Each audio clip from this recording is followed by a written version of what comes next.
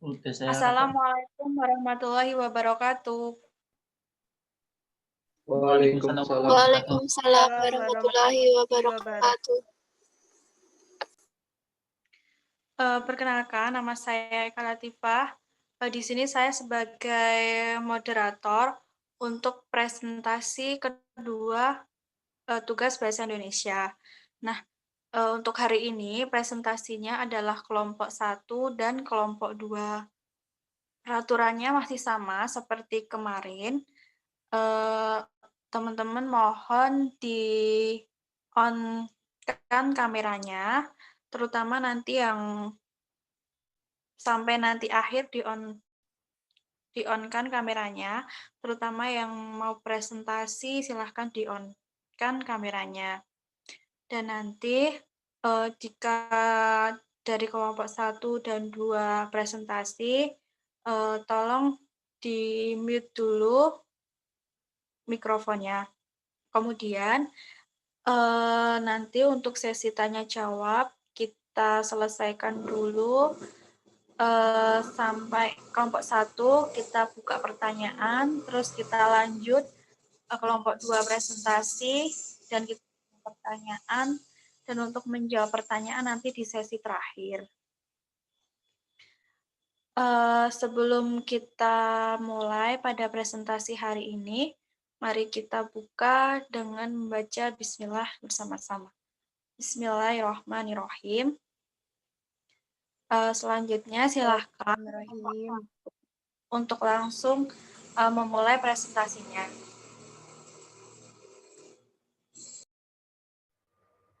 Baik Mbak, terima kasih. Mas Tio, udah ada PPT belum? Kelompok 1.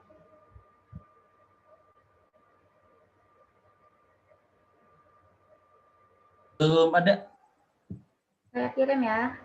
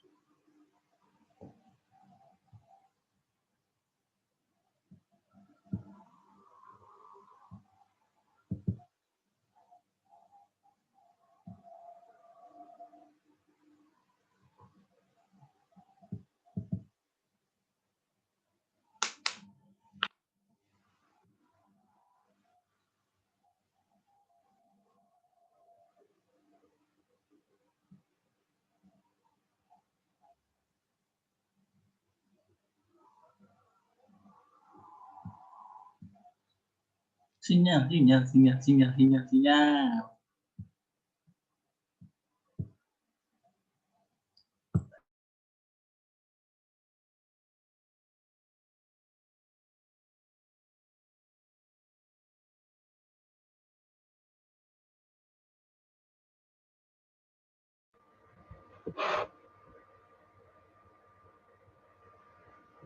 Baik, kita mulai presentasi pada hari ini.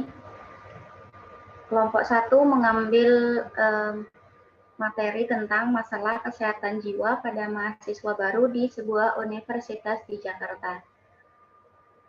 Materi akan disampaikan oleh Mbak Farida.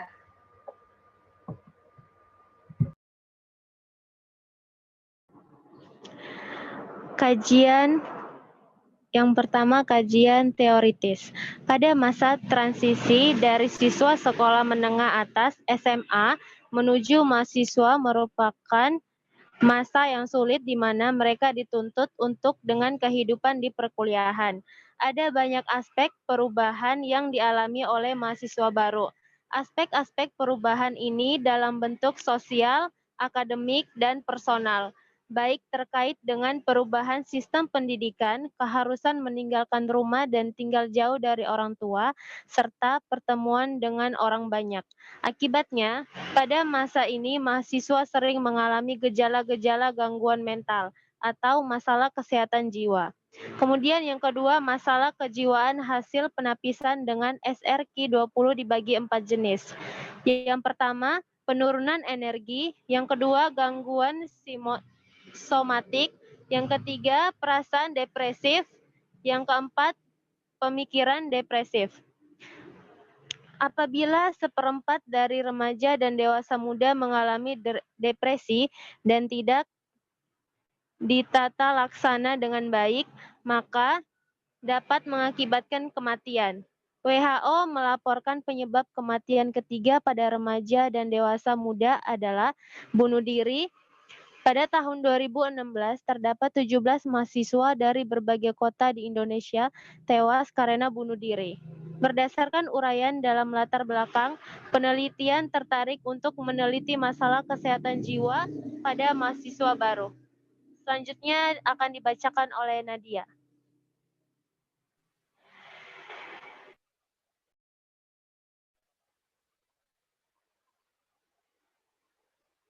Slide-nya.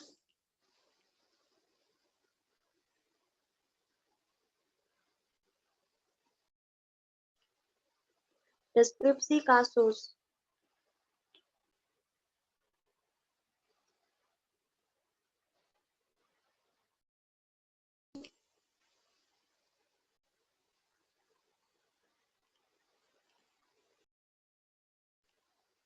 Slide-nya.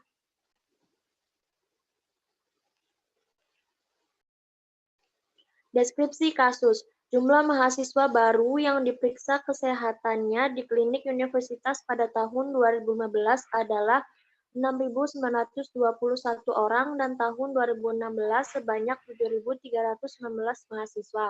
Jumlah mahasiswa yang diperiksa 14.240 orang, namun data hasil pemeriksaan kesehatan yang lengkap sehingga dapat dianalisis adalah 14.129 orang. Reliabilitas terhadap SRQ-20 menggunakan uji Cronbach's alpha memberikan hasil 0,79 tanpa menghilangkan pertanyaan apapun. Dari 14.129 mahasiswa yang menjawab SRQ-20, sudah terdapat 1.793 atau 12,7% mahasiswa. Mahasiswa bermasalah kejiwaan. Rata atau min nilai SRQ-20 adalah 2,3 dengan nilai minimum 0, maksimum 20, dan SD 2,8, sedangkan min SRQ-20 dari 1.793 responden dengan masalah kejiwaan adalah 8,0 dengan nilai minimum 6, maksimum 20, dan SD 2,3. Min nilai SRQ-20 dari 430 responden yang datang ke dokter di klinik adalah 8,3 dengan nilai minimum 6, maksimum 20, dan SD 2,6. Min nilai SRQ dari 43 responden yang datang ke psikolog adalah 9,3 dengan minimum 6, maksimum 17, dan SD 2,7. Distribusi responden berdasarkan karakteristik dan hasil pemeriksaan kesehatan. Pertama, ada 26 responden tidak menyantumkan rencana tinggal selama kuliah. 2 orang responden tidak menjawab pertanyaan mengenai kebiasaan merokok, minuman keras, dan narkoba. Selanjutnya akan dibacakan oleh Mbak Ayang.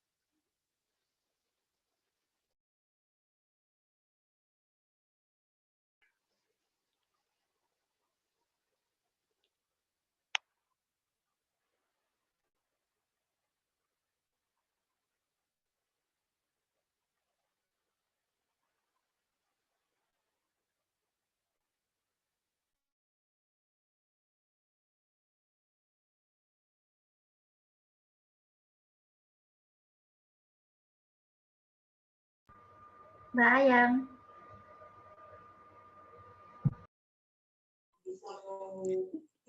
Jenis makalah di kewajiban responden. 1. Kelompok dengan gejala sosmetik lebih banyak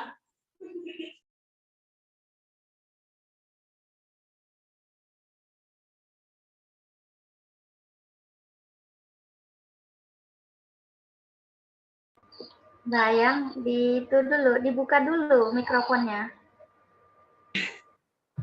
Maaf. Saya ulangi, jenis makalah kewajiban responden. 1. Kelompok dengan gejala kosmetik lebih banyak yang datang menemui dokter di klinik dibandingkan yang tidak berbeda dan bermakna. P kecil, 0,5 ROR 1,396 dan 95% CL 1,102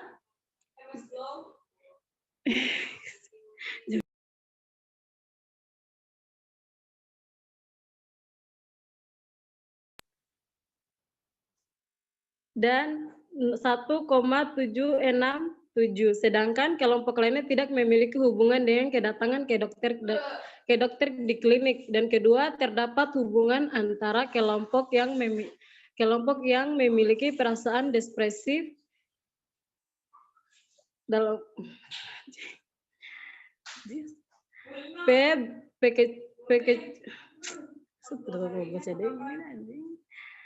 0,05 OR 2,261 90%, CL 1,232 415. Pemikiran depresif P kecil 0,05 OR 2,752 9%, CL 1,492 dan 5 sampai 5,076 untuk datang ke konselor psikologi. Dan yang keempat, kelompok energi menurun dan gejala somatik dengan kedatangan ke konselor psikologi. Next. Faktor-faktor yang mempengaruhi kedatangan pasien ke klinik. Faktor-faktor yang berbeda bermakna pada kedatangan responden ke klinik. Dilakukan uji regresi logistik dengan menganalisis 175 responden karena 28 analis regresi logistik diperoleh hasil bahwa faktor yang paling dipengaruhi kedatangan ke klinik adalah masalah kesehatan fisik. P kecil 0,5 OR 1,402 dibanding 59%, CL 1,112 sampai 1,765. Pokoknya kayaknya tuh.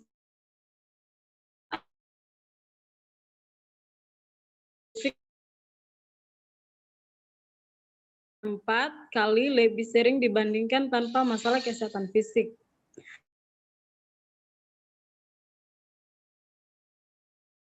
Tinggal respon.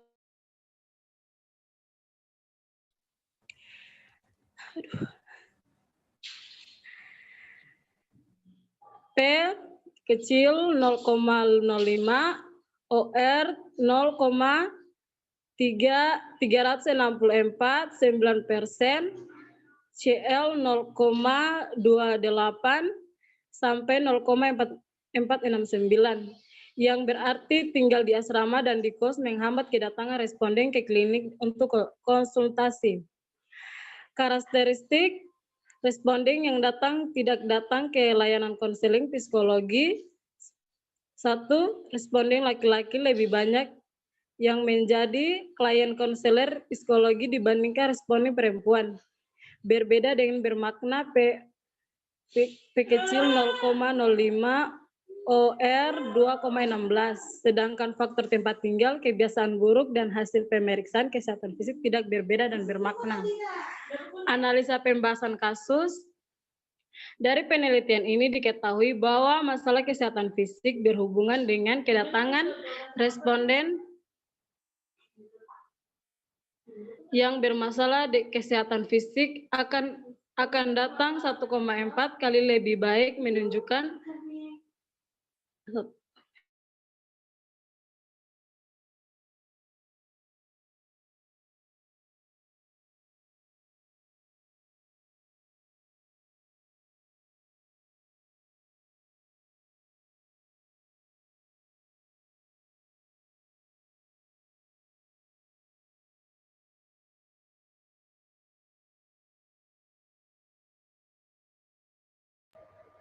Baik, saya akan lanjutkan. Boleh slide-nya yang analisis.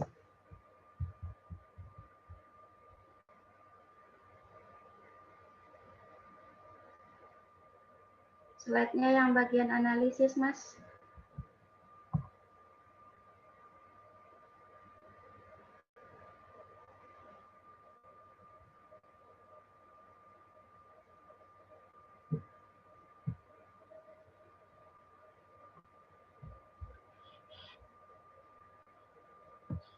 Analisis pembahasan kasus. Dari penelitian ini, diketahui bahwa masalah kesehatan fisik berhubungan dengan kedatangan responden ke klinik dan responden yang bermasalah kesehatan fisik akan datang 1,4 kali lebih banyak dibandingkan yang tidak bermasalah kesehatan fisik. Hal tersebut menunjukkan perlunya meningkatkan kualitas pelayanan kedokteran yang holistik, termasuk membangun sistem integrasi antara pelayanan dokter dengan konselor psikolog. Pelayanan kesehatan yang terintegrasi adalah pelayanan kedokteran yang selalu berpikir holistik, bukan hanya fisik namun juga mental dan jiwa. Selain itu, pelayanan psikologi harus selalu berpikir mengenai keterkaitan masalah kejiwaan dengan masalah fisik. Kesimpulan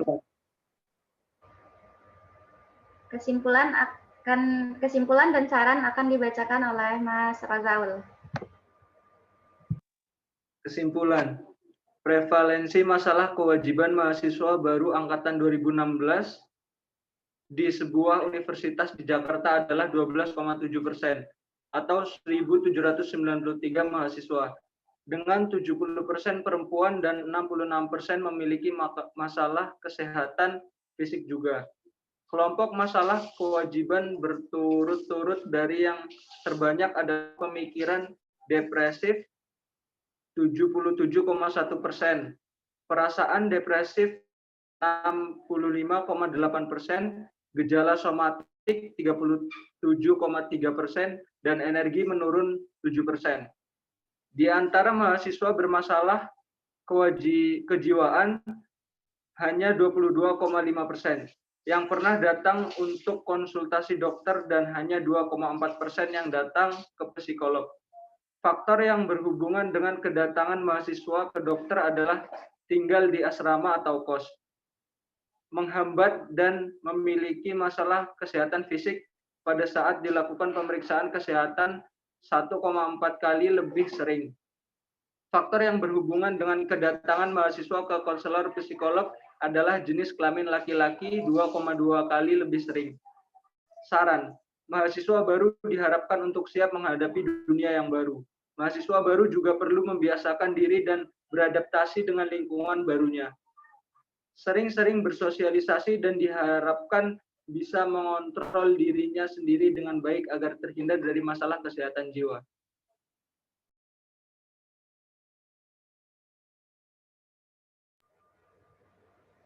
Baik, silakan teman-teman kalau ada yang mau ditanyakan.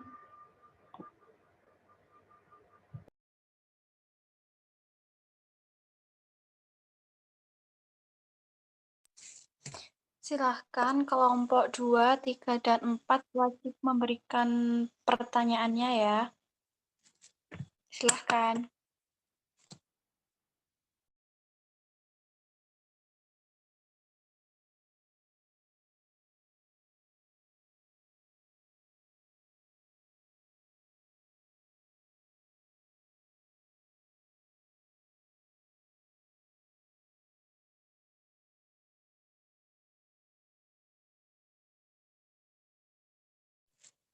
Silahkan kelompok 2, 3, dan 4 memberikan pertanyaannya untuk kelompok 1.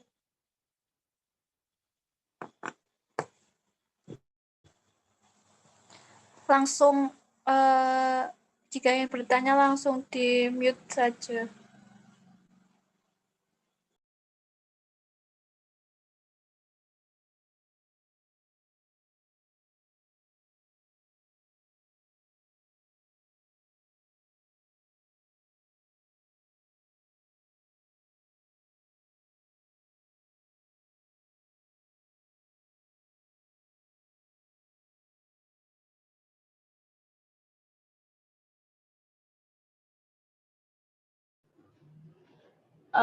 Saya mau bertanya.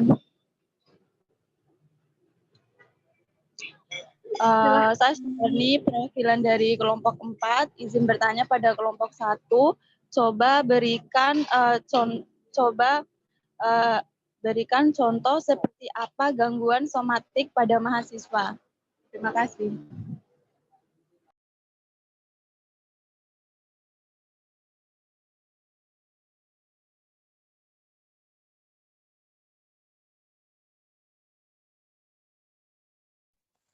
Selanjutnya, kelompok 2 dan 3, silahkan pertanyaannya.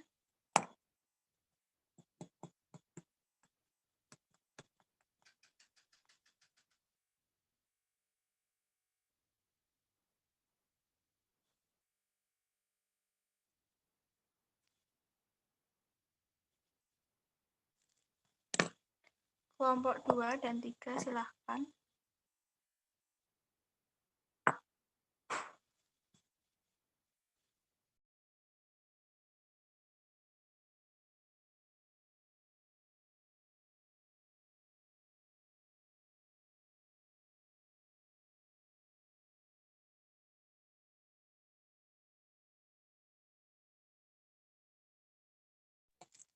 Kelompok 2, silakan pertanyaannya.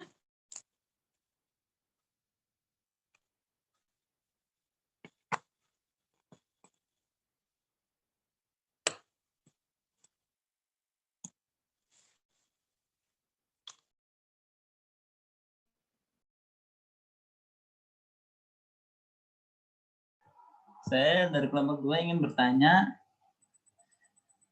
judul jurnal, dan tahun,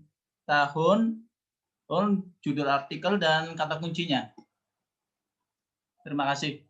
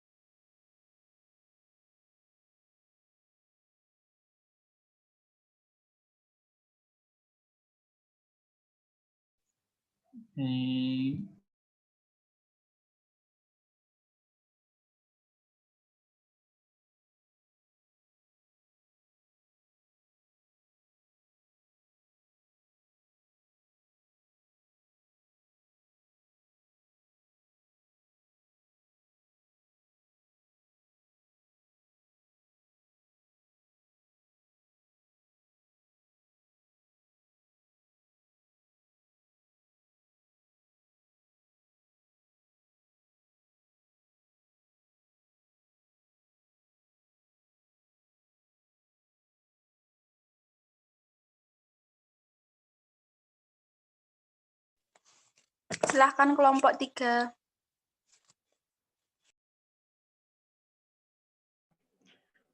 Saya dari kelompok 3 izin bertanya, apakah seseorang yang menderita gangguan jiwa itu termasuk memiliki kebutuhan khusus? Kemudian, apakah perbedaan dari seseorang yang menderita gangguan jiwa itu dengan seorang yang menderita disabilitas. Terima kasih.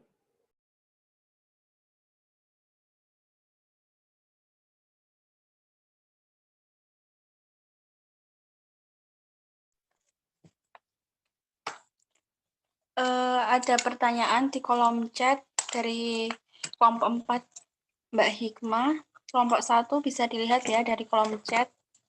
Ada pertanyaan dari Mbak Hikmah.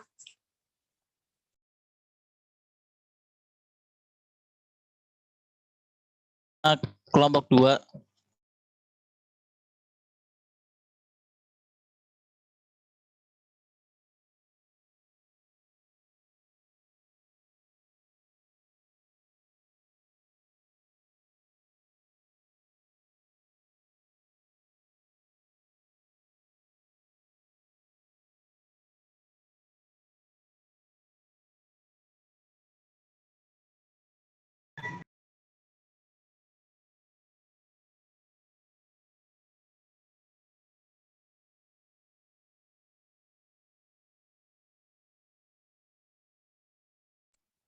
Kelompok 1 sudah ditulis semua pertanyaannya?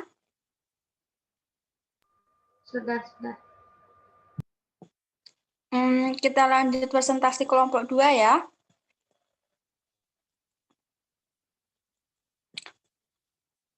Nanti kalau kurang jelas kelompok 1 pertanyaannya ada di kolom chat, sudah ditulis. Kita lanjut untuk kelompok 2 ya. Silahkan kelompok 2. Oh, ditutup dulu enggak kelompok 1, silahkan. Oh iya. Terima kasih atas perhatiannya. Bila ada kata yang salah dari kelompok 1, mohon dimaafkan. Semoga materinya bisa bermanfaat bagi kita semua. Assalamualaikum warahmatullahi wabarakatuh. Waalaikumsalam warahmatullahi wabarakatuh. Silahkan lanjut kelompok 2. Assalamualaikum warahmatullahi wabarakatuh. Saya di sini sebagai dari kelompok 2 ingin menjelaskan karya ilmiah hubungan self-care dengan kualitas hidup pasien diabetes mellitus yang pertama akan dibawahi Saudara Fandi. Menurut American Diabetes Association 2010, diabetes mellitus merupakan suatu kelompok penyakit metabolik dengan karakteristik hiperglikemia yang terjadi karena kelainan sekresi insulin, kerja insulin atau kedua-duanya. Gejala umum dari diabetes mellitus adalah poliuria, polifagi, polidipsia. Klasifikasi dari diabetes mellitus yaitu diabetes tipe 1, diabetes mellitus tipe 2, diabetes mellitus tipe gestasional, dan diabetes mellitus tipe lainnya. Jenis diabetes mellitus yang paling banyak diderita adalah diabetes tipe 2, di mana sekitar 90-95% orang mengidap penyakit ini. Black and House ada 2010. Pasien diabetes mellitus yang tidak dikelola dengan baik akan meningkatkan risiko terjadinya komplikasi. Karena pasien diabetes mellitus rentan mengalami komplikasi yang diakibatkan karena terjadi defisiensi insulin atau kerja insulin yang tidak adekuat. Komplikasi yang ditimbulkan bersifat akut maupun kronik. Komplikasi akut terjadi berkaitan dengan peningkatan kadar gula darah secara tiba-tiba, sedangkan komplikasi kronik